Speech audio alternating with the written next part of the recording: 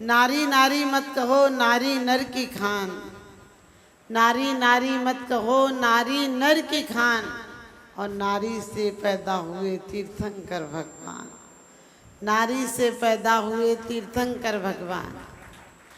क्योंकि जो बतलाते नारी जीवन केवल मधुरस की लाली है, वो त्याग तपस्या क्या जाने ये कोमल फूलों की डाली है। ऐसे लोगों के लिए हमारा जैन शासन कहता है कि नारी सर्वोच्च पद पा सकती है अपनी पर्याय में। और आप भी जन्म को जन्मदिन मत मनाना, जन्म को जन्मदिन और जयंती, और अंत में लक्ष्य रखना कि जन्म कल्याणक। क्योंकि आओ तो मेहरबानी हो जाओ, जियो तो मेहरबानी हो जाओ, और मरो तो कहानी हो जाओ। जिनवाणी सदा उनके गीत गाती है, जिनवाणी सदा उनके गीत गाती है, जिनकी जिंदगी में साधना उतर जाती है, जिनकी जिंदगी में साधना उतर जाती है। जन्म मिलना कोई बड़ी बात नहीं, जन्म एक संभावना है। किसी का जन्म महाजीवन बन सकता है और किसी का व्यर्थ जा सकता है, क्योंकि जन्मदिन ही सचमुच हमारा मृत्यु का दिन है। जितने जन्मदिन होते हैं उतने मृत्यु के पास पहुंच जाते हैं। लोग बर्थडे मनाते हैं, मैं कहती हूँ डेट डे मनाओ, कि वास्तव में तुम्हारे जाने के दिन आ गए। क्योंकि हमारी जितनी जितनी उम्र बढ़ती है उसके साथ यदि भक्ति, आराधना, उपासना, प्रसन्नता, दया, परोपकार बनता है, बढ़ता है, तो समझो कि हमारा जीवन बड़ा है। वरना संसार का बढ़ना रे नरदेह की है हार है, नहीं एक क्षण तुझको अरे इसका विवेक विचार है। वास्तव में जीवन में जन्मदिन वही सार्थक है जो महाजन्म के लिए कारण बन जाए। जन्मदिन वही कारण सार्थक है जो कि हम कुछ उपलब्ध करें।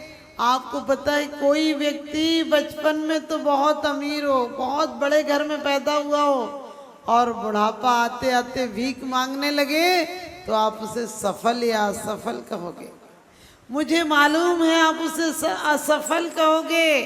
तो बचपन में परमात्मा की तरह निर्द्वंद था तुम्हारा दिल।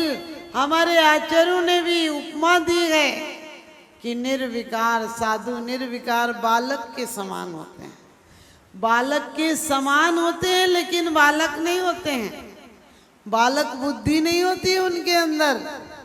आप कहो कि बालक बुद्धि नहीं होती, बालक के समान निर्विकार होते हैं। बालक अभी बालक है इसलिए निर्विकार है, लेकिन बालक में संभावना है कि वो बड़ा होगा तो वासनाएं बलवती हो जाएंगी, उस पर हावी हो जाएंगी। लेकिन मुनि को बालवत तो कहा है लेकिन बालक नहीं कहा है। मुनि के ऊपर जिंदगी भर वासना अपना कब्जा नहीं जमा सकती है। पार्वती और शंकर जी कहीं वन विहार कर रहे थे, यानी जंगल में विहार कर रहे थे, और शंकर जी ने कहा कि मैंने तीनों लोगों को बस में कर लिया है। वहीं एक योगी खड़े थे। पार्वती ने इशारा किया कि आपने इनको भी बस में कर लिया है क्या? वो नतमस्तक हो गए कि इनकी तो कोई बस में नहीं कर सकता है, क्योंकि जो इंद्रियों का दास है वो ही जग का दास, और जिसकी इंद्रियां दास हैं वो ही खासम खास। वही व्यक्ति खास होता है जिसकी इंद्रियां दास हो जाती हैं। लेकिन जबरन आँख को बंद मत कर लेना, वरना बहुत से लोग ऐसे हुए जो आँख को फोड़ लेते हैं, कान में कीले लगा लेते हैं कि सुनाई ना पड़े, लेकिन इससे इंद्रियां बस में नहीं होती हैं। इंद्रियों को प्रारंभिक भूमिका में वो काम दो जो तुम्हारा जीवन सार्थक हो जाए। क्योंकि आपने भी पढ़ा था कि मेरा महंगा जीवन घुल जाता।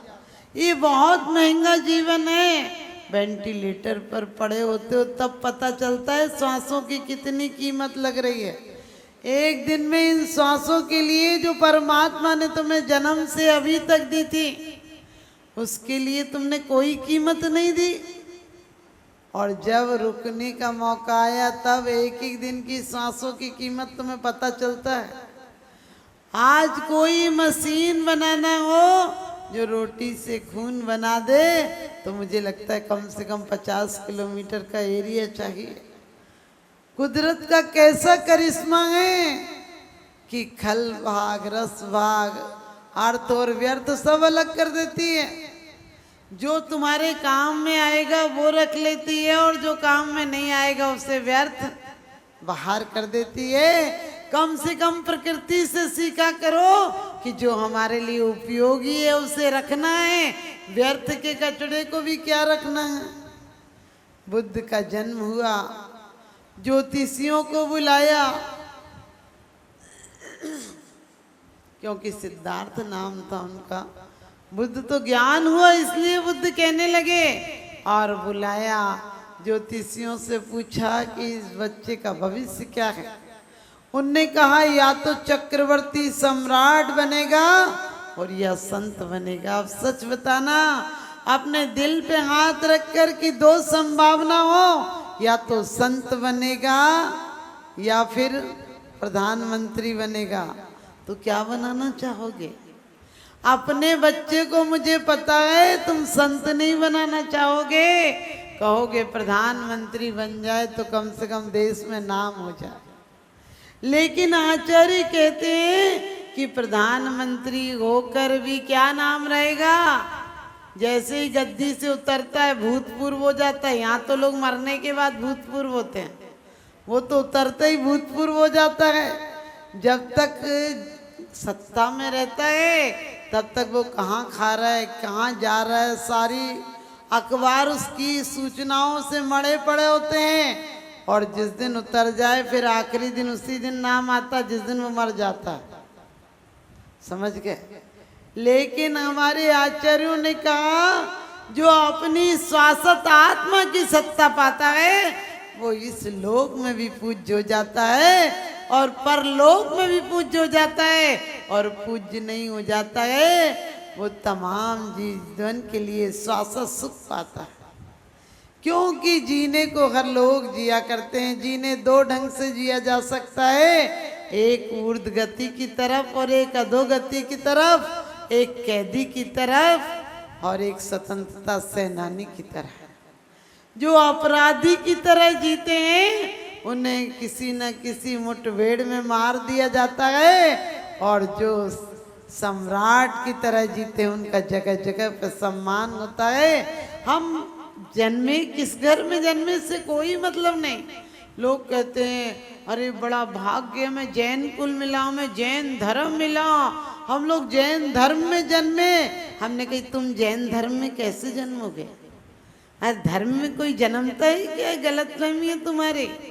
हमें यही तो दिक्कत है कि हमने सब रेडीमेड लेवल लगा रखे हैं। यदि ऐसे बैठे तो वो जैन के संत होंगे, यदि धनुष लिए तो फिर हिंदू संत, हिंदू भगवंत होंगे, यदि बांसुरी लिए तो कृष्ण है, यानी बांसुरी पूजने लगी। कृष्ण जी की कोई पूजा नहीं है। आप सोचो, हमने एक नियम बना दिए। जिस संत के पास ज्यादा राजनीतिक लोग जाते, बोले बहुत बड़े संत हैं, उनके पास वो गए थे। हमने कहा वो बड़े थे या संत बड़े थे? बहुत सुंदर। आप अभी विशापहार में पढ़ेंगे कि भगवान इंद्र ने यदि कोई पदवी पाई है, इंद्र का बहुमान है, तो इसलिए नहीं है इंद्र का बहुमान कि वो इंद्र है, उसके पास स्वर्ग की सत्ता है। इंद्र का बहुमान है तो इसलिए है कि वो आपके चरणों में झुकता है, आपके कल्याणक मनाने के लिए आता है, और कल्याणक ही नहीं मनाता है, कल्याणक सब परिवार अपनी धर्म पत्नी के साथ आता है। और वो पत्नी भावी तीर्थंकर, अभी तो बालक है, तीर्थंकर तो 13वें गुण स्थान में होंगे, लेकिन उसे देखकर वो भावना पवित्र करती है कि धन्य ये देश, इस देश से विदेह हो जाओगे। धन्य ये पर्याय, इस पर्याय से पर्याय मुक्त हो जाओगे, शाश्वत सत्ता पाओगे। और इतनी अनुमोदना, इतनी आराधना मन में कहते बहुमान आता है कि एक भव मोक्ष चली जाती है। 100 धर्म इंद्र से पहले मोक्ष चली जाती है।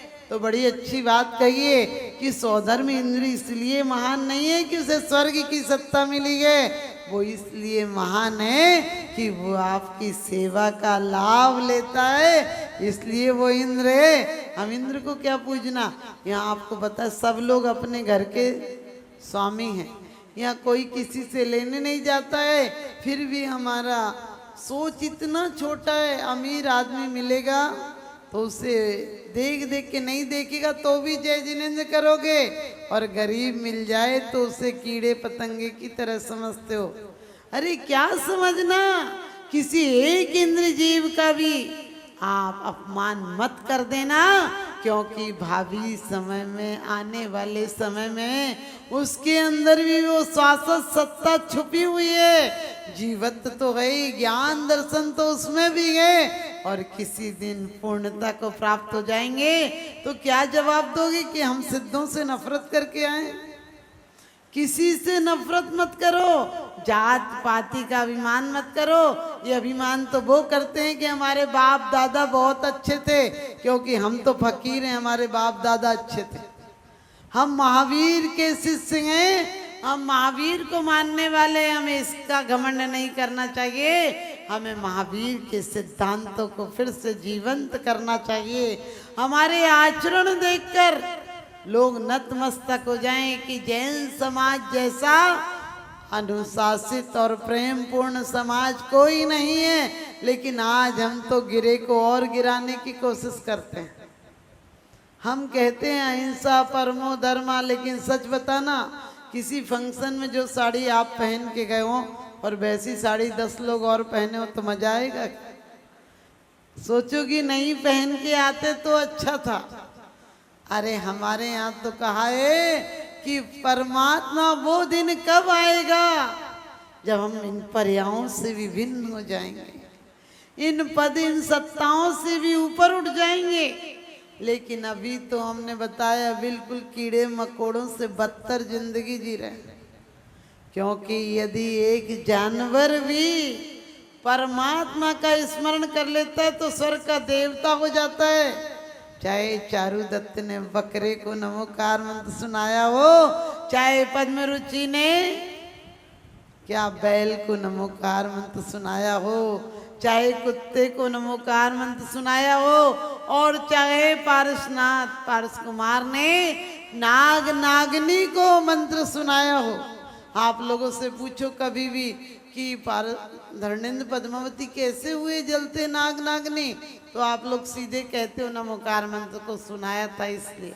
अरे नमोकार मंत्र तुम्हें कोई सुना दे कन्नड़ में, समझ में आएगा क्या कुछ?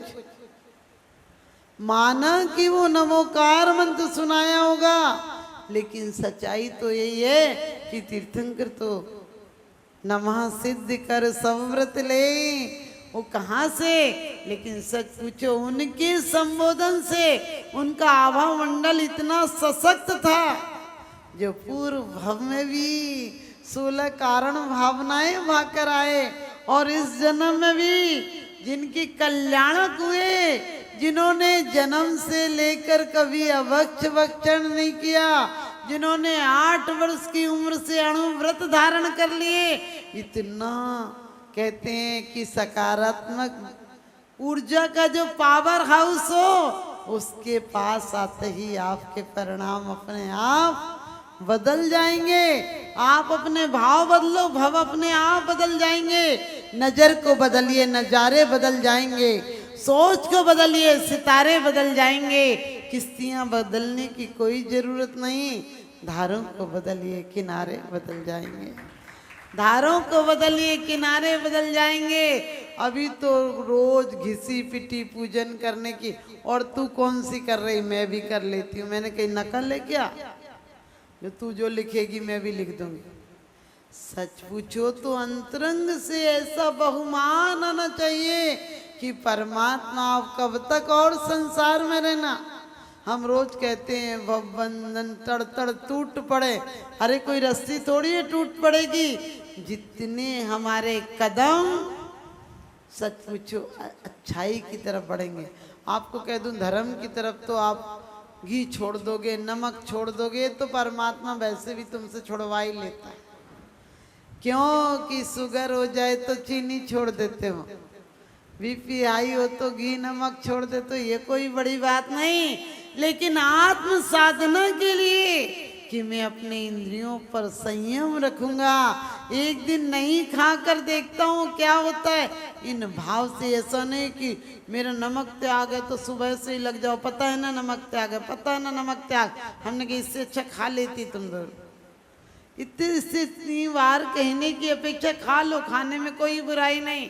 लेकिन सच पूछो, जिस दिन तुम्हें बरनी जी की तरह उन्होंने अपनी माँ से पूछा कि माँ आज खीर में मीठा नहीं डाला क्या, उनकी माँ ने कहा बेटा तेरा ग्रंथ पूरा हो गया क्या। वो कुछ लिख रहे थे, उनकी माँ ने कहा आज ग्रंथ पूरा हो गया। उन्होंने कहा माँ आपने क्यों ऐसे पूछा। उन्होंने कहा बेटा मैं बहुत दिनों से नमक मीठा नहीं डाल रही थी, लेकिन तुझे पता ही नहीं, तो तू इतना तल्लीन था कि तुझे पता नहीं था। आपको पता है जितनी तल्लीनता में एकाग्रता आत्मोत्थान के लिए चाहिए, इतनी तल्लीनता आज एक साइंटिस्ट भी रखता है। वैज्ञानिक डॉक्टर क्या करते हैं, ऑपरेशन में बिल्कुल ध्यान केंद्रित रखते हैं। साइंटिस्ट कब खाता है क्या खाता है, लेकिन ऐसा लगा पड़ा होता है कि सच पूछो जितनी भी बार प्रिय चंदा पर चालू की गई चढ़ाई है, बदले में उतने बार मनुष्य के धूल हाथ में आई है। यदि ऐसी निज शक्ति चेतन कहीं निज में जगा लेता, तू चंद्रलोक की क्या कहता, तू मुक्ति लोक भी पा लेता। तू चंद्रलोक की क्या कहता, तू मुक्ति लोक भी पा लेता। कि जितना हम धर्म को कठिन समझते हैं, धर्म उतना ही आसान है। आप जीवन भर कमाते हो, एक हाथ से खाते हो, और संत बिना कमाए दोनों हाथ से खाते हैं। आप खाते हो तब भी पत्नी पूछती है 2 रोटी के बाद और लोगे क्या, और ज्यादा ले लो तो कहने लगे कि आज ज्यादा क्यों ले रहे हो। उसका उद्देश्य गलत नहीं होता है, ध्यान रखना। उसका उद्देश्य यही रहता है आपका स्वास्थ्य ठीक रहे। लेकिन फिर भी आपकी पत्नी से 1 रोटी ज़्यादा मांगोगे तो उसको वैसे तो अच्छा लगता है कि रोज़ 2 खाते थे, आज कोई अच्छी चीज़ बनाई होगी जो 3 खा रहा है। और नौकर से 1 रोटी ज़्यादा मंगा लो, भले वो हंस के कहेगा बाबूजी और लाऊं क्या, लेकिन मन में सोचेगा कि रोज़ तो 2 ही रोटी खाता था, आज क्या हो गया 3 खा। क्योंकि नौकर का प्रेम नहीं है, नौकर की ड्यूटी है, नौकर का कर्तव्य है कि उसे करना पड़ेगा। आप जिस दिन धर्म को कर्तव्य समझ लोगे कि करना है, लोग कहते मंदिर जाना है, अरे मंदिर जाना नहीं, मंदिर के परमात्मा के बिना देखे बिना तुम रह नहीं पाओ। तुम एक तलब उठे, तुम्हारे जीवन का संघर्ष ये नहीं। हम पहले मंदिर नहीं गए 18 साल तक, और हम बहुत नास्तिक थे, तो परमात्मा की असीम कृपा रही मुझ पर। मैं सोचती हूँ मुझ पर कितनी कृपा बरसाई परमात्मा ने कि अचानक वैसे मुझे 2.5 साल में पीछे मिल गई थी। 2.5, मुझे तो ख्याल भी नहीं, घर के लोग बताते हैं कि तुम 2.5 साल की थी तब सुपार्श्वमती जैसी माता जी, जो कि समझिए आज आचार्य श्री विद्यासागर जी की जो कहना चाहिए अहमियत है, उस दर्जे की माता जी थी। माँ कहती थी हमको जाने नहीं मिलता था, लेकिन वो तुम्हें इतना प्यार करती थी कि रोज कह देती थी कि सुबह मेरे पास छोड़ जाया करो, रात को आके ले जाया करो। और मैं घुल मिल गई, लेकिन उनने मुझे जब पीछी दी तो बाद में मुझे साथ भी ले गई। लेकिन जब 5 दिन बाद माँ लेने पहुंची तो आप देखो, मैं तो इसलिए आपको बता रही कि एक बार संत के पास गई और वापस नहीं लौटी, क्योंकि माता जी ने भविष्यवाणी बचपन में कर दी थी कि जिस दिन संत के दर्शन कर लेगी उस दिन संत होने से दुनिया की कोई ताकत नहीं रोक सकेगी और मैं अपना सौभाग्य मानती हूँ। हालांकि मैंने बहुत दिनों तक ये सत्यनारायण, तुलसी, जन्माष्टमी सब सारे व्रत उन लोगों के किए, क्योंकि मुझे जैन मंदिर तो जाने नहीं मिलता था। फिर मैं उन लोगों के साथ रहती थी तो वैसी हो गई, और मुस्लिम लोगों के स्कूल में भर्ती किया था कि ताकि जैन लड़की सेक्शन में। लेकिन मैं आपको क्यों कह रही कि कोई पूर्व जन्म का पुण्य समझना, जो कि ऐसा संयोग मिला। मैं सिर्फ एक दिन मंदिर गई थी और आज यहाँ। क्यों कहती हूँ कि मन बदल जाएगा तो सब कुछ बदल जाएगा। एक दिन सिर्फ एक बार गई और एक कहानी पढ़ी, उसने मेरे जीवन को झकझोर के रख दिया। और जब 2.5 साल की उम्र में पीछे मिली तो मुझे 18 साल तक दर्शन भी नहीं होने दिए, क्योंकि उसे इतने ताले में 3-4 ताले के अंदर बड़े बक्से में रखी थी कि कभी मेरी नजर नहीं पड़ जाए। लेकिन आज परमात्मा की कृपा है, उन गुरु ज्ञान सागर जी छुल्लक जी थे। सोचिए वो उस गांव में आए। आपको क्यों कहा कि पूर्व जन्म के भी संस्कार होना चाहिए और इस जन्म में भी सौभाग्य, बहुत सौभाग्य होगा तो व्रत लेने का मन करेगा। आप लोग भी कम से कम घर में थोड़ा सा संयम का अभ्यास क्या करो। बरसात के दिन है तो इतना तो नियम रखो कि कम से कम 9 बजे की रात के बाद नहीं खाएंगे। पुरुष वर्ग के लिए कह रही, नहीं तो महिलाएं जो नहीं खाती हो, बोले माता जी ने कहा 9 बजे के बाद नहीं खाना तो रात को खाने लगो, क्योंकि आदमी गलत रास्ते जल्दी पकड़ लेता है। मैंने पूछा एक से कि तुमने रामायण से क्या शिक्षा ली? बोले भाई से भी झगड़ा हो जाए तो दूसरे दल में चला जाना चाहिए। ध्यान रखना, ये शिक्षा तुमने ली। यदि तुम्हारी समीचीन बुद्धि होती तो ये शिक्षा लेते कि भाई के लिए अपने राज्य को ठुकरा देना चाहिए। भाई के कहते पादुका को अपने जैन शासन तो नहीं मानता है, लेकिन जैन शासन केकई को गुनाहगार नहीं मानता, क्योंकि केकई ने जैन शासन के अनुसार सिर्फ भरत को राज्य मांगा था, राम को वनवास नहीं मांगा था। सिर्फ भरत को राज्य मांगा था, राम तो समझदारी से स्वयं चले गए थे। और जाते टाइम भी जब कहते हैं दशरथ दुखी हुए तो राम ने कहा था, पिताजी आशीर्वाद दो, इन भवनों की, इस महलों की, इस राज्य की तो सीमा है, आपके आशीर्वाद से उस राज्य को पा सकूं जिस वन में कोई राज्य की सीमा नहीं होती है।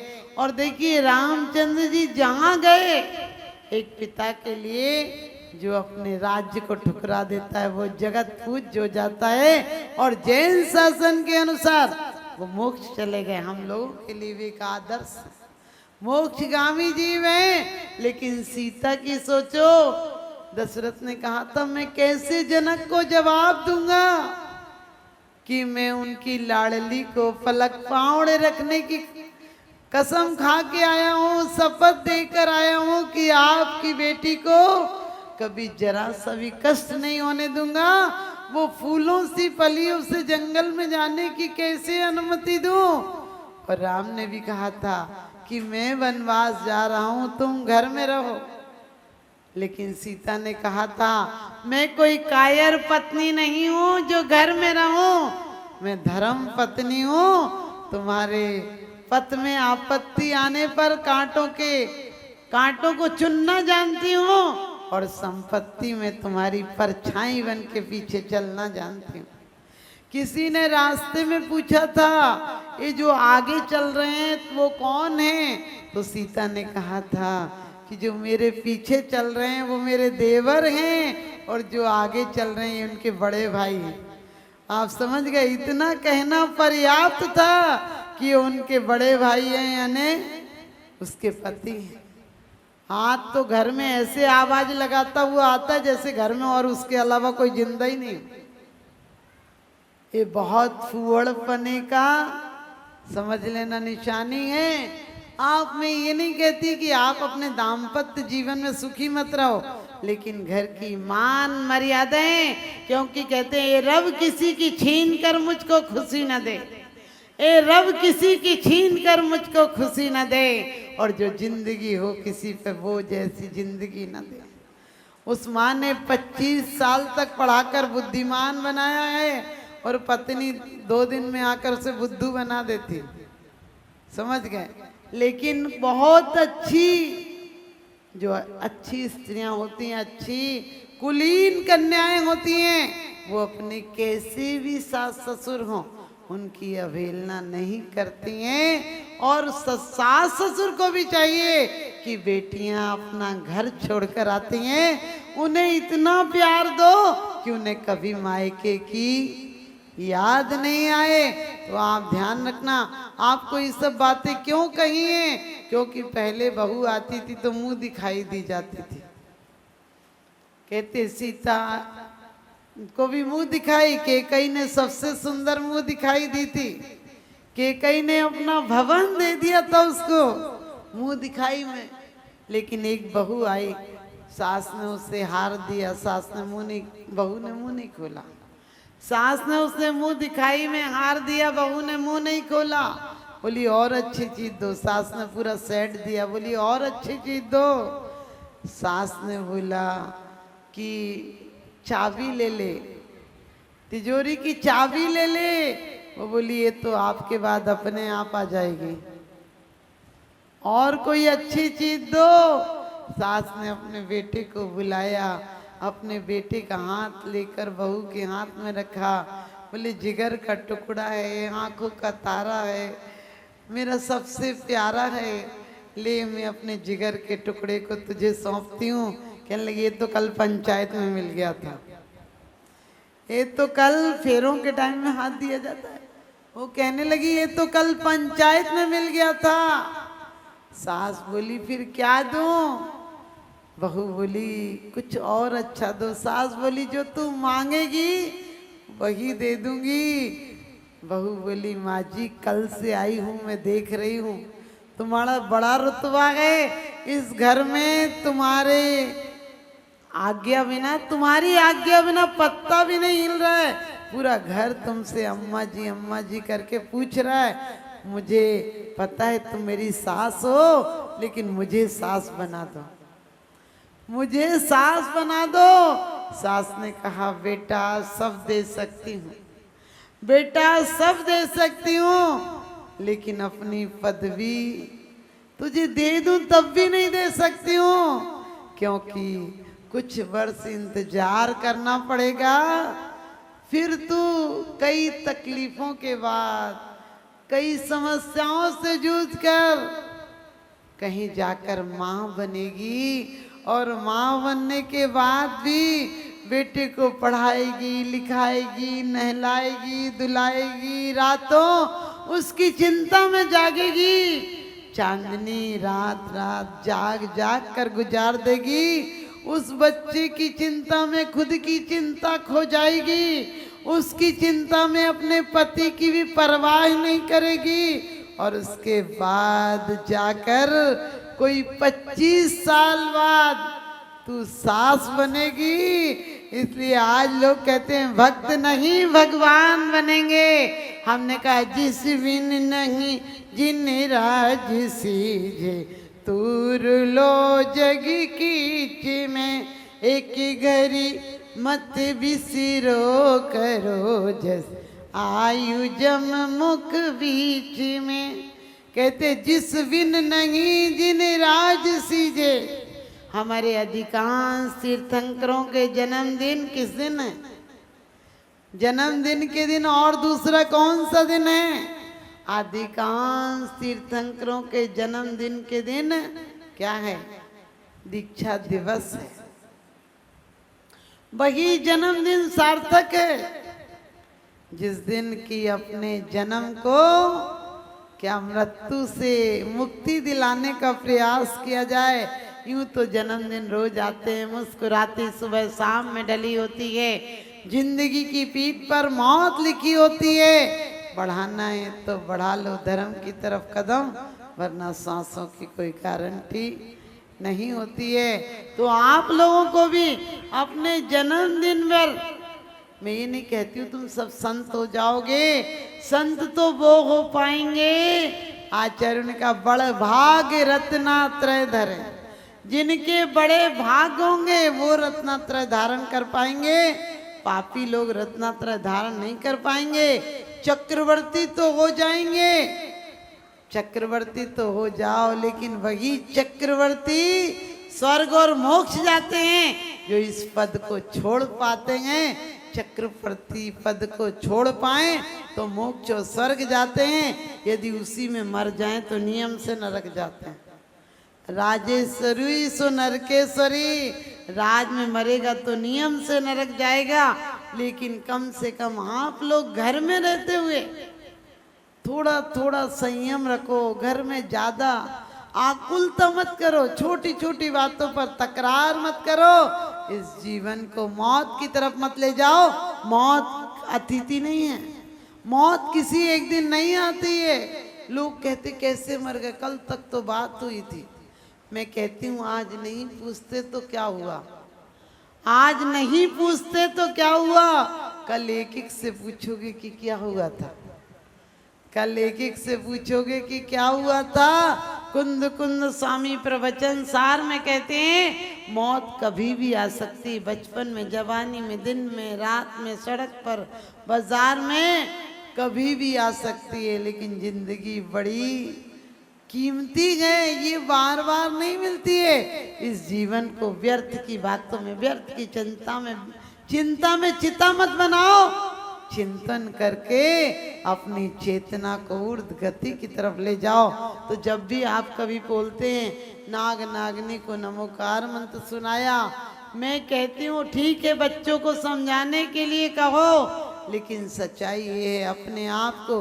हमारे आचार्यों ने क्यों कहा था कि बाहर से आओ तो वस्त्र बदल कर भोजन करना, क्योंकि आप बहुत से ऐसे लोगों से मिलना जुलना आपके पास से गुजर जाते हैं जिनकी बहुत नकारात्मक सोच है, नकारात्मक विचारधाराएं हैं। उनसे मिलकर वो परमाणु आपके साथ भी संबंधित हो जाते हैं। उनसे बचने के लिए आज भी इतना नियम तो लो, कम से कम 9 बार नमोकार मंत्र पढ़ के भोजन करोगे। आप कहोगे माता जी पार्टी में कैसे करेंगे, वहाँ तो नहीं हो सकता। मैंने कि पढ़ो ना, कौन मना करेगा, क्योंकि वहाँ पढ़ के तुम खाओ, खाते टाइम बोलो, चाहे तुम्हें बोलने की आदत पड़ी है ना, बोल के नहीं खाओ तो खाना नहीं पचता। और उसमें भी कम से कम घर पर रहो तो मौन से खाना खाओ, तुम्हारी इज्जत तुरंत बढ़ जाएगी, समझ गए। मौन से इज्जत खाओगी तो माँ भी ध्यान रखेगी कि ये बोलती नहीं, इसे एक रोटी और दे दो, नहीं तो एक बोल के बिना भूखे उठ जाएगी। तुम थोड़ा सा संयम तो लो, तुम्हारी इज्जत तुरंत बढ़ जाएगी। क्योंकि आज तक परख सकती नहीं रत्नों को हर इंसान की आंखें, और दिखाई क्या उससे देगा जो ना हो ज्ञान की आंखें, दिखाई क्या उससे देगा जो ना हो ज्ञान की आंखें।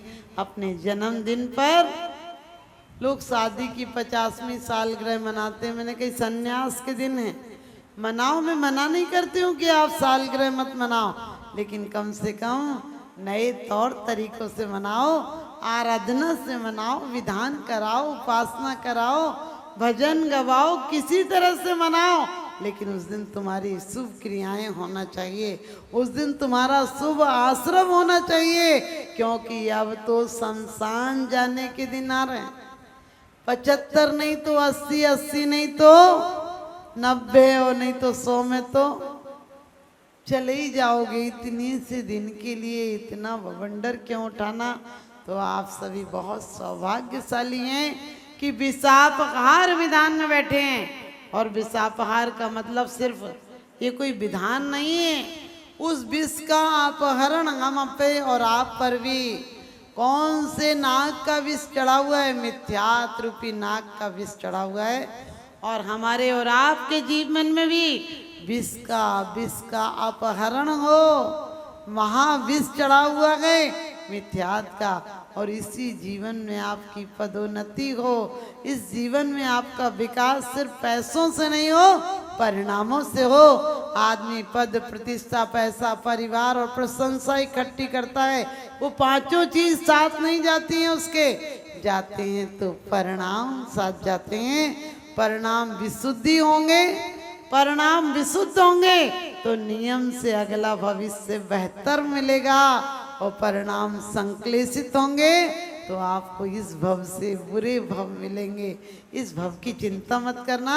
इस भव में यदि तुम्हारे कोई अच्छाइयों को भी बुराई में कहता है तो समझ लेना धोबी है, वरना वो जानवर है जो सड़क पर आप समझ गए गंदगी खाता है। इससे नगर पालिका वाले भी परेशान हैं, एक के पीछे 12-12 घूमते हैं।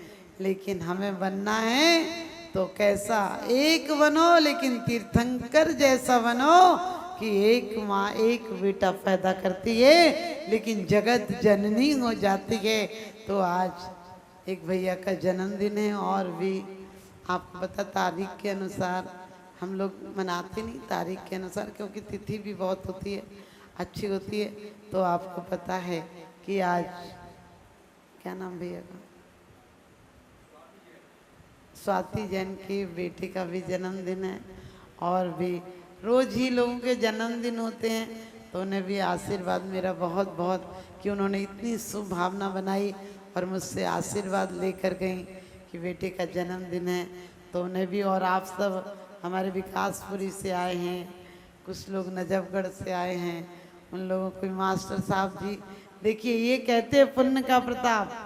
मास्टर जी हम लोगों की संस्था से भी जुड़े हुए हैं, और ये दुबले तो आप देख ही रहे हैं। हम शायद 2018 में इनके यहाँ चतुर्मास किया तो बहुत सीरियस हो गए, बहुत ज़्यादा लोग, डॉक्टर ने मना कर दिया। अब इनका बेटा कहे माता जी ऑपरेशन तो कराएंगे, मैंने कि मैं बिल्कुल नहीं आशीर्वाद दूंगी, तुम्हें अपनी जिद्द से कराना है तो करा लो। और आप देखिए कि वो 4-5 दिन में ही ठीक हो गए, जबकि डॉक्टर ने ऐसी आदि में रखा था। मैंने कही मैं बिल्कुल आशीर्वाद नहीं दूंगी, मैं कह रही हूँ ना कि थोड़ा सा सब्र रखो, ठीक हो जाएंगे। और आज आप देखिए, मैंने उनको बहुत मना किया यहाँ आने के लिए कि आप मत आओ, आप चढ़ नहीं पाओगे, लेकिन उनकी तीव्र भावना देखिए कि भाभी जी का भी पैर टूट गया था बीच में, लेकिन उनकी भावना देखो, इस उम्र में भी वहाँ से आए कि माता जी पास तो जाना ही जाना है, हम कहीं। और पहले तो वो बहुत सालों से जुड़े हुए हैं, तो वो हमारे पास 10-10 दिन रह जाते हैं। लेकिन आपसे कहा कि अपने गुरुओं से, अपने परिवार की तरह संबंध बनाना, ताकि डॉक्टरों से संबंध नहीं बनाने पड़े, बंद करना चाहिए। हमारे आचरण देखकर लोग नतमस्तक हो जाएं कि जैन समाज जैसा अनुशासित और प्रेम पूर्ण समाज कोई नहीं है। लेकिन आज हम तो गिरे को और गिराने की कोशिश करते हैं। हम कहते हैं अहिंसा परमो धर्मा, लेकिन सच बताना, किसी फंक्शन में जो साड़ी आप पहन के गए हो और वैसी साड़ी 10 लोग और पहने हो तो मजा आएगा? सोचोगी नहीं पहन के आते तो अच्छा था।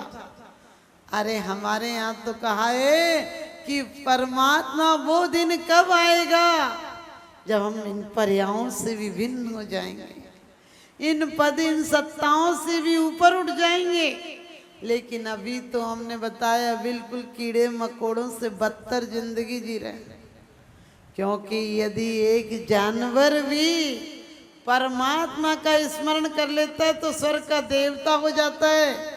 चाहे चारु दत्त ने बकरे को नमोकार मंत्र सुनाया हो, चाहे पद्म रुचि ने क्या बैल को नमोकार मंत्र सुनाया हो, चाहे कुत्ते को नमोकार मंत्र सुनाया हो, और चाहे पारसनाथ पारस कुमार ने नाग नागनी को मंत्र सुनाया हो। आप लोगों से पूछो कभी भी कि धर्मेंद्र पद्मावती कैसे हुए जलते नाग नागनी, तो आप लोग सीधे कहते हो नमोकार मंत्र को सुनाया था इसलिए। अरे नमोकार मंत्र तुम्हें कोई सुना दे कन्नड़ में, समझ में आएगा क्या कुछ?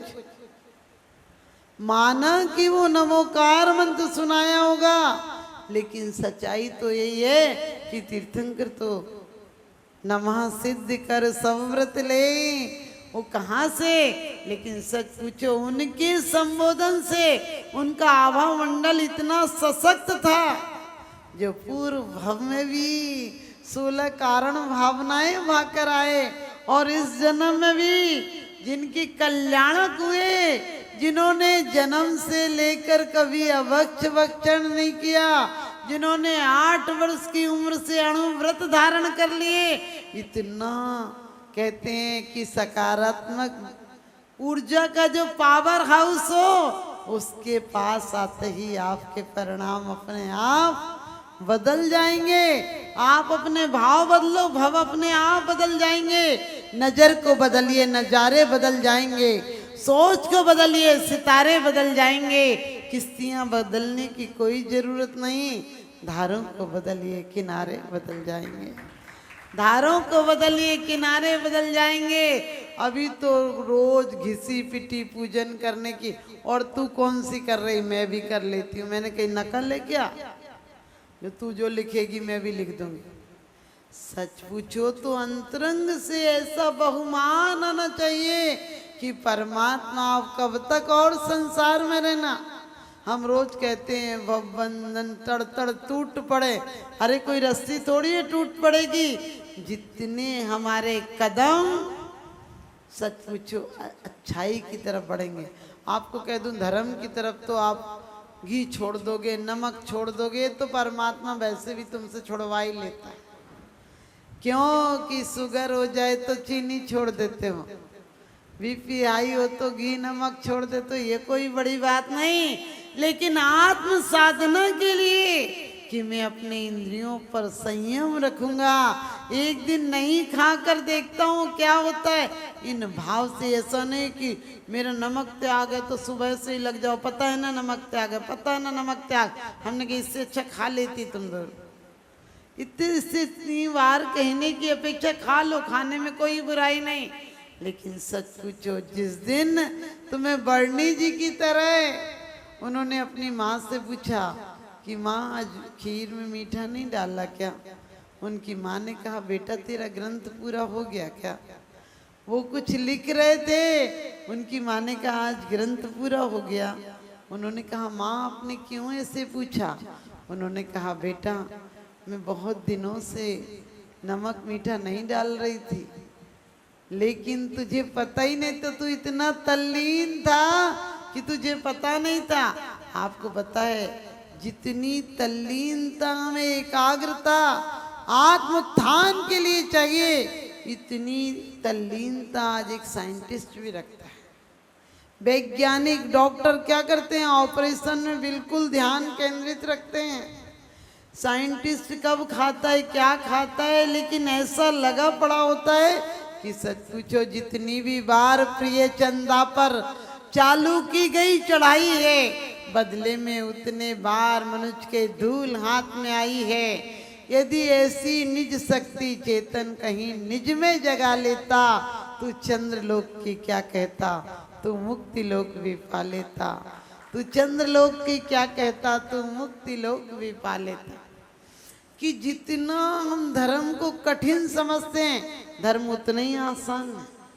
आप जीवन भर कमाते हो, एक हाथ से खाते हो, और संत बिना कमाए दोनों हाथ से खाते हैं। आप खाते हो तब भी पत्नी पूछती है 2 रोटी के बाद और लोगे क्या, और ज्यादा ले लो तो कहने लगेगी कि आज ज्यादा क्यों ले रहे हो। उसका उद्देश्य गलत नहीं होता है, ध्यान रखना। उसका उद्देश्य यही रहता है आपका स्वास्थ्य ठीक रहे। लेकिन फिर भी आपकी पत्नी से 1 रोटी ज़्यादा मांगोगे तो उसको वैसे तो अच्छा लगता है कि रोज़ 2 खाते थे, आज कोई अच्छी चीज़ बनाई होगी जो 3 खा रहा है।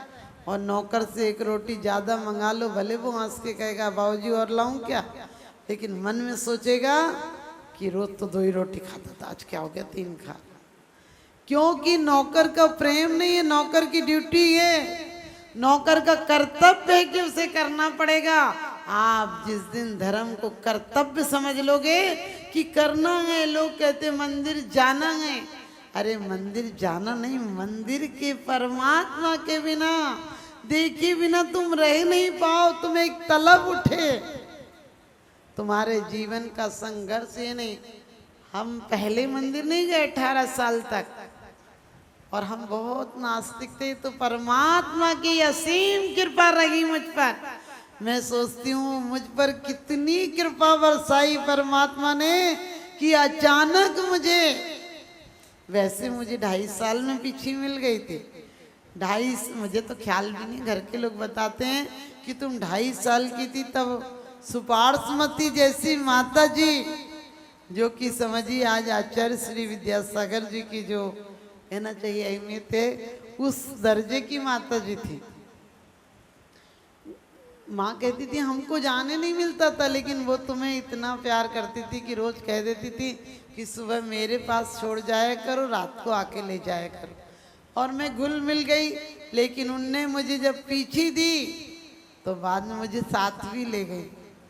लेकिन जब 5 दिन बाद माँ लेने पहुंची तो आप देखो, मैं तो इसलिए आपको बता रही कि एक बार संत के पास गई और वापस नहीं लौटी, क्योंकि माता जी ने भविष्यवाणी बचपन में कर दी थी कि जिस दिन संत के दर्शन कर लेगी उस दिन संत होने से दुनिया की कोई ताकत नहीं रोक सकेगी। और मैं अपना सौभाग्य मानती हूँ। हालांकि मैंने बहुत दिनों तक ये सत्यनारायण, तुलसी, जन्माष्टमी सब सारे व्रत उन लोगों के किए, क्योंकि मुझे जैन मंदिर तो जाने नहीं मिलता था। फिर मैं उन लोगों के साथ रहती थी तो वैसे हो गई, और मुस्लिम लोगों के स्कूल में भर्ती किया था कि ताकि जैन लड़की सेक्शन में। लेकिन मैं आपको क्यों कह रही कि कोई पूर्व जन्म का पुण्य समझना, जो कि ऐसा संयोग मिला। मैं सिर्फ एक दिन मंदिर गई थी और आज यहाँ हूँ। क्यों कहती हूँ कि मन बदल जाएगा तो सब कुछ बदल जाएगा। एक दिन सिर्फ एक बार गई और एक कहानी पढ़ी, उसने मेरे जीवन को झकझोर के रख दिया। और जब 2.5 साल की उम्र में पीछे मिली तो मुझे 18 साल तक दर्शन भी नहीं होने दिए, क्योंकि उसे इतने ताले में 3-4 ताले के अंदर बड़े बक्से में रखी थी कि कभी मेरी नजर नहीं पड़ जाए। लेकिन आज परमात्मा की कृपा है, उन गुरु ज्ञान सागर जी छुल्लक जी थे, सोचिए वो उस गांव में आए। आपको क्यों कहा कि पूर्व जन्म के भी संस्कार होना चाहिए और इस जन्म में भी सौभाग्य, बहुत सौभाग्य होगा तो व्रत लेने का मन करेगा। आप लोग भी कम से कम घर में थोड़ा सा संयम का अभ्यास क्या करो। बरसात के दिन है तो इतना तो नियम रखो कि कम से कम 9 बजे की रात के बाद नहीं खाएंगे। पुरुष वर्ग के लिए कह रही, नहीं तो महिलाएं जो नहीं खाती हो, बोले माता जी ने कहा 9 बजे के बाद नहीं खाना तो रात को खाने लगा, क्योंकि आदमी गलत रास्ते जल्दी पकड़ लेता है। मैंने पूछा एक से कि तुमने रामायण से क्या शिक्षा ली? बोले भाई से भी झगड़ा हो जाए तो दूसरे दल में चला जाना चाहिए। ध्यान रखना, ये शिक्षा तुमने ली। यदि तुम्हारी समीचीन बुद्धि होती तो ये शिक्षा लेते कि भाई के लिए अपने राज्य को ठुकरा देना चाहिए। भाई के कहते पादुका को अपने जैन शासन तो नहीं मानता है, लेकिन जैन शासन केकई को गुनाहगार नहीं मानता, क्योंकि केकई ने जैन शासन के अनुसार सिर्फ भरत को राज्य मांगा था, राम को वनवास नहीं मांगा था।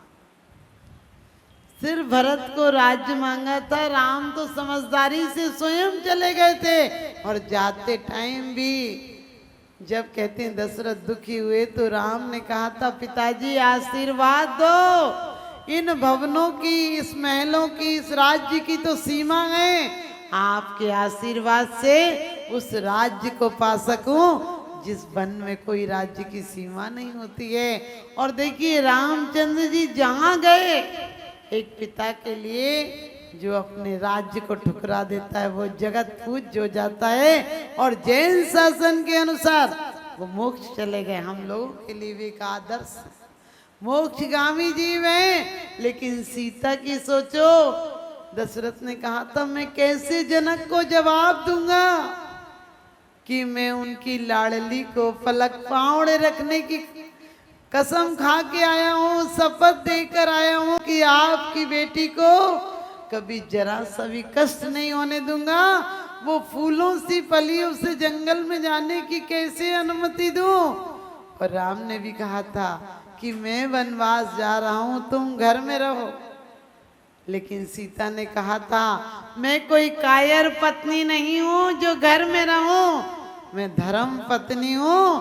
तुम्हारे पथ में आपत्ति आने पर कांटों को चुनना जानती हूँ और संपत्ति में तुम्हारी परछाई बन के पीछे चलना जानती हूँ।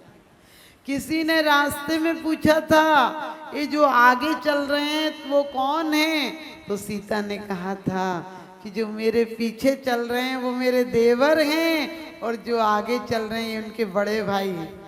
आप समझ गए, इतना कहना पर्याप्त था कि उनके बड़े भाई हैं यानी उसके पति हैं। हाथ तो घर में ऐसे आवाज लगाता हुआ आता है जैसे घर में और उसके अलावा कोई जिंदा ही नहीं।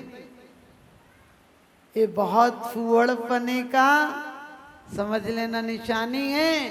आप मैं ये नहीं कहती कि आप अपने दाम्पत्य जीवन में सुखी मत रहो, लेकिन घर की मान मर्यादाएं, क्योंकि कहते हैं ये रब किसी की छीन कर मुझको खुशी न दे, ए रब किसी की छीन कर मुझको खुशी न दे, और जो जिंदगी हो किसी पे वो जैसी जिंदगी न दे।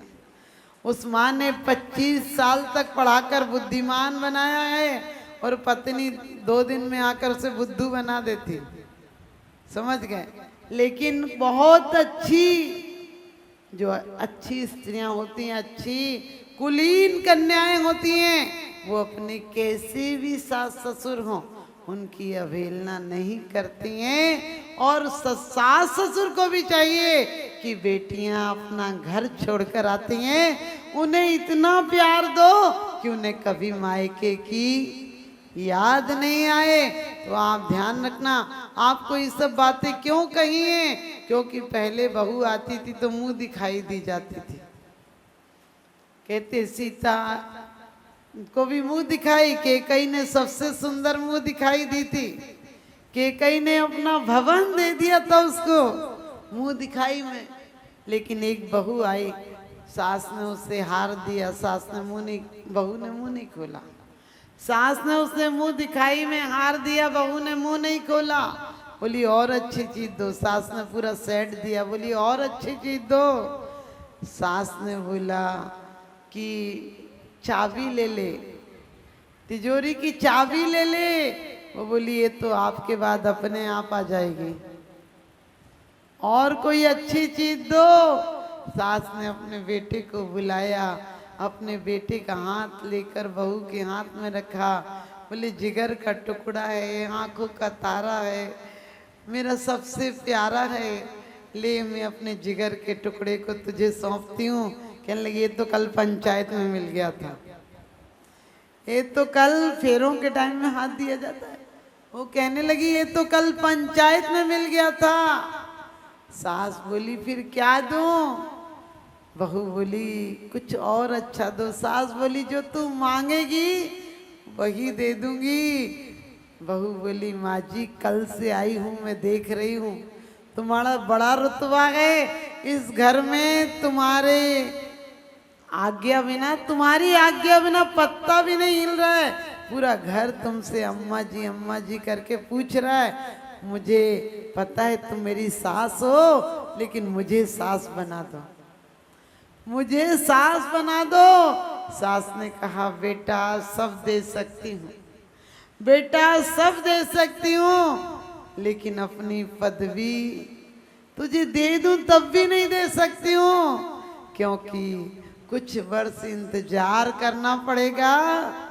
फिर तू कई तकलीफों के बाद, कई समस्याओं से जूझ कर कहीं जाकर माँ बनेगी, और माँ बनने के बाद भी बेटे को पढ़ाएगी, लिखाएगी, नहलाएगी, दुलाएगी, रातों उसकी चिंता में जागेगी, चांदनी रात रात जाग कर गुजार देगी।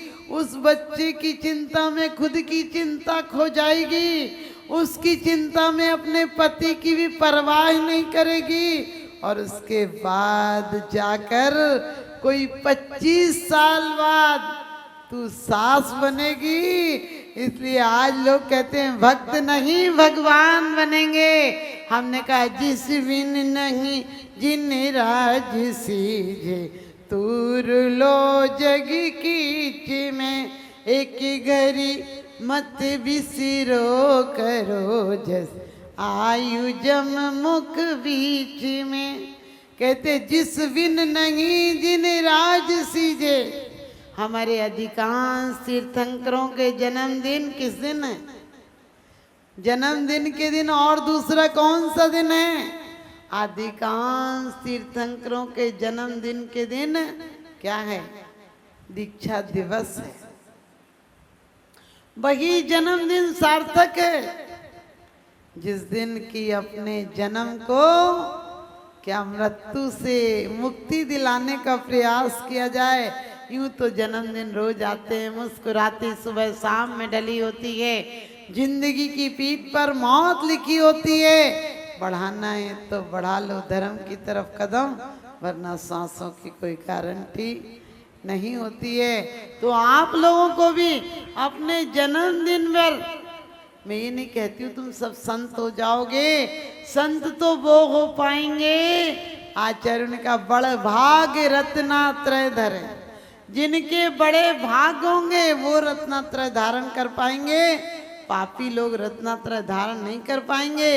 चक्रवर्ती तो हो जाएंगे, चक्रवर्ती तो हो जाओ, लेकिन वही चक्रवर्ती स्वर्ग और मोक्ष जाते हैं जो इस पद को छोड़ पाते हैं। चक्रवर्ती पद को छोड़ पाए तो मोक्ष और स्वर्ग जाते हैं, यदि उसी में मर जाएं तो नियम से नरक जाते हैं। राजेश्वरी सो नरकेश्वरी, राज में मरेगा तो नियम से नरक जाएगा।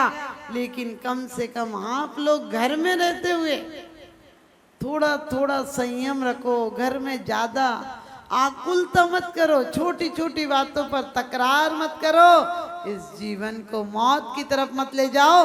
मौत अतिथि नहीं है, मौत किसी एक दिन नहीं आती है। लोग कहते कैसे मर गए, कल तक तो बात हुई थी। मैं कहती हूँ आज नहीं पूछते तो क्या हुआ, आज नहीं पूछते तो क्या हुआ, कल एक एक से पूछोगे कि क्या हुआ था। कल एक एक से पूछोगे कि क्या हुआ था। कुंद कुंद स्वामी प्रवचन सार में कहते हैं मौत कभी भी आ सकती, बचपन में, जवानी में, दिन में, रात में, सड़क पर, बाजार में, कभी भी आ सकती है। लेकिन जिंदगी बड़ी कीमती है, ये बार बार नहीं मिलती है। इस जीवन को व्यर्थ की बातों में, व्यर्थ की चिंता में चिता मत बनाओ। चिंतन करके अपनी चेतना को ऊर्ध्व गति की तरफ ले जाओ। तो जब भी आप कभी बोलते हैं नाग नागनी को नमोकार मंत्र सुनाया, मैं कहती हूँ ठीक है बच्चों को समझाने के लिए कहो, लेकिन सच्चाई ये है अपने आप को। हमारे आचार्यों ने क्यों कहा था कि बाहर से आओ तो वस्त्र बदल कर भोजन करना, क्योंकि आप बहुत से ऐसे लोगों से मिलना जुलना आपके पास से गुजर जाते हैं जिनकी बहुत नकारात्मक सोच है, नकारात्मक विचारधाराएं हैं। उनसे मिलकर वो परमाणु आपके साथ भी संबंधित हो जाते हैं। उनसे बचने के लिए आज भी इतना नियम तो लो, कम से कम 9 बार नमोकार मंत्र पढ़ के भोजन करोगे। आप कहोगे माता जी पार्टी में कैसे करेंगे, वहाँ तो नहीं हो सकता। मैंने कि पढ़ो ना, कौन मना करेगा, क्योंकि वहाँ पढ़ के तुम खाओ, खाते टाइम बोलो। चाहे तुम्हें बोलने की आदत पड़ी है ना, बोल के नहीं खाओ तो खाना नहीं पचता। और उसमें भी कम से कम घर पर रहो तो मौन से खाना खाओ, तुम्हारी इज्जत तुरंत बढ़ जाएगी। समझ गए?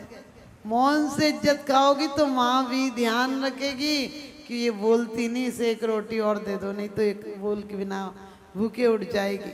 तुम थोड़ा सा संयम तो लो, तुम्हारी इज्जत तुरंत बढ़ जाएगी। क्योंकि आज तक परख सकती नहीं रत्नों को हर इंसान की आंखें, और दिखाई क्या उससे देगा जो ना हो ज्ञान की आंखें। दिखाई क्या उससे देगा जो ना हो ज्ञान की आंखें। अपने जन्मदिन पर लोग शादी की 50वीं सालगिरह मनाते हैं। मैंने कही सन्यास के दिन है, मनाओ, मैं मना नहीं करती हूँ कि आप सालगिरह मत मनाओ, लेकिन कम से कम नए तौर तरीकों से मनाओ, आराधना से मनाओ, विधान कराओ, उपासना कराओ, भजन गवाओ, किसी तरह से मनाओ, लेकिन उस दिन तुम्हारी शुभ क्रियाएं होना चाहिए, उस दिन तुम्हारा शुभ आश्रम होना चाहिए, क्योंकि अब तो शमशान जाने के दिन आ रहे हैं। 75 नहीं तो 80, 80 नहीं तो 90 और नहीं तो 100 में तो चले ही जाओगे। इतनी से दिन के लिए इतना वंडर क्यों उठाना? तो आप सभी बहुत सौभाग्यशाली हैं कि विषापहार विधान में बैठे हैं। और विषापहार का मतलब सिर्फ ये कोई विधान नहीं है, उस विष का अपहरण हम पे और आप पर भी। कौन से नाग का विष चढ़ा हुआ है? मिथ्यात्व रूपी नाग का विष चढ़ा हुआ है। और हमारे और आपके जीवन में भी विष का अपहरण हो, महाविष चढ़ा हुआ है मिथ्यात्व का। और इसी जीवन में आपकी पदोन्नति हो, इस जीवन में आपका विकास सिर्फ पैसों से नहीं हो, परिणामों से हो। आदमी पद, प्रतिष्ठा, पैसा, परिवार और प्रशंसा इकट्ठी करता है, वो पांचों चीज साथ नहीं जाती हैं उसके, जाते हैं तो परिणाम साथ जाते हैं। परिणाम विशुद्धि होंगे, परिणाम विशुद्ध होंगे तो नियम से अगला भविष्य बेहतर मिलेगा। और परिणाम संक्लेशित होंगे तो आपको इस भव से बुरे भव मिलेंगे। इस भव की चिंता मत करना। इस भव में यदि तुम्हारे कोई अच्छाइयों को भी बुराई में कहता है तो समझ लेना धोबी है, वरना वो जानवर है जो सड़क पर आप समझ गए गंदगी खाता है। इससे नगर पालिका वाले भी परेशान हैं, एक के पीछे 12-12 घूमते हैं। लेकिन हमें बनना है तो कैसा? एक बनो, लेकिन तीर्थंकर जैसा बनो कि एक माँ एक बेटा पैदा करती है लेकिन जगत जननी हो जाती है। तो आज एक भैया का जन्मदिन है, और भी आपको पता तारीख के अनुसार हम लोग मनाते नहीं, तारीख के अनुसार, क्योंकि तिथि भी बहुत होती है, अच्छी होती है। तो आपको पता है कि आज क्या नाम भैया का? स्वाति जैन की बेटी का भी जन्मदिन है। और भी रोज ही लोगों के जन्मदिन होते हैं, तो उन्हें भी आशीर्वाद मेरा बहुत बहुत कि उन्होंने इतनी शुभ भावना बनाई और मुझसे आशीर्वाद लेकर गई कि बेटे का जन्मदिन है। तो उन्हें भी, और आप सब हमारे विकासपुरी से आए हैं, कुछ लोग नजफगढ़ से आए हैं, उन लोगों को मास्टर साहब जी, देखिए ये कहते हैं पुण्य का प्रताप। मास्टर जी हम लोगों की संस्था से भी जुड़े हुए हैं, और ये दुबले तो आप देख ही रहे हैं। हम शायद 2018 में इनके यहाँ चतुर्मास किया तो बहुत सीरियस हो गए, बहुत ज़्यादा लोग, डॉक्टर ने मना कर दिया। अब इनका बेटा कहे माता जी ऑपरेशन तो कराएंगे। मैंने कि मैं बिल्कुल नहीं आशीर्वाद दूंगी, तुम्हें अपनी जिद्द से कराना है तो करा लो। और आप देखिए कि वो 4-5 दिन में ही ठीक हो गए, जबकि डॉक्टर ने ऐसी आदि में रखा था। मैंने कही मैं बिल्कुल आशीर्वाद नहीं दूंगी, मैं कह रही हूँ ना कि थोड़ा सा सब्र रखो, ठीक हो जाएंगे। और आज आप देखिए, मैंने उनको बहुत मना किया यहाँ आने के लिए कि आप मत आओ, आप चढ़ नहीं पाओगे, लेकिन उनकी तीव्र भावना देखिए कि भाभी जी का भी पैर टूट गया था बीच में, लेकिन उनकी भावना देखो इस उम्र में भी वहाँ से आए कि माता जी पास तो जाना ही जाना है, हम कहीं। और पहले तो वो बहुत सालों से जुड़े हुए हैं, तो वो हमारे पास 10-10 दिन रह जाते हैं। लेकिन आपसे कहा कि अपने गुरुओं से, अपने परिवार की तरह संबंध बनाना, ताकि डॉक्टरों से संबंध नहीं बनाने पड़े।